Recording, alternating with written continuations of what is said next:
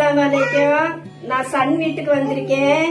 1 litre பால், milk mat பாயாசம் போட போறேன். 1 litre பால் எடுத்திருக்கேன். 50 முந்திரி பருப்பு, 25 சாரப்பருப்பு, 100 வெள்ளை ரவை, 150 ஸ்வீட் இல்லாத பால்கோவா, 1/4 கிலோ சர்க்கரை, 200 பாதாம், 1 மில்க் மேட். இன்னும் வீடியோக்குள்ள போகலாம். பாத்திரத்துல வெந்நீர் சூடானோன்னு இந்த 200 பாதாம நான் இதுல ஆட் பண்ணுதேன். இது ஊறட்டு. ஒரு கடாய் வச்சு இதுல 100 கிராம் ரவைய இதுல நான் போடுதேன். பாத்திரத்தை வச்சு 100 ரவை போட்டிருக்கேன். இந்த ரவை கொஞ்சம் பொன்னிறமா ஆன உடனே நமக்கு பாலை ஊத்தணும். நெய் ஊத்துதேன். ரவை வறுக்கைக்கு 1 ஸ்பூன் நெய் ஊத்திருக்கேன். பாலை இதுல ஆட் பண்ணுதேன். 1 லிட்டர் பால்.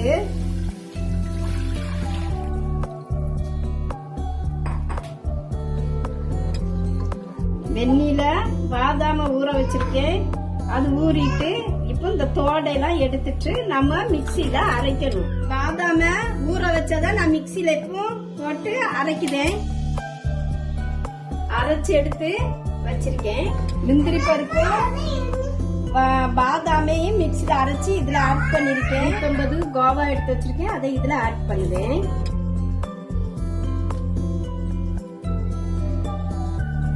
சர்க்கரை ஆட் பண்ணுவேன். சர்க்கரையை போட்டு முடிஞ்சு கொஞ்சோண்டு ஏலக்காய் பொடி, ஏலக்காய் பொடி. ஒரு கடாய் வச்சு அதுல கொஞ்சம் நெய் ஆட் பண்ணுவேன். இந்த சாரப்பருப்பை இதுல போடுதேன்.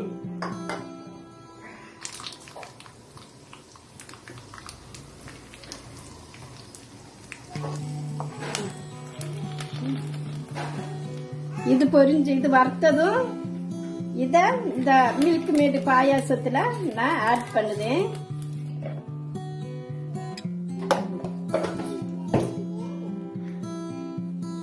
பாதாம் முந்திரிய எண்ணெயில நெய்யில வறுக்குறேன்.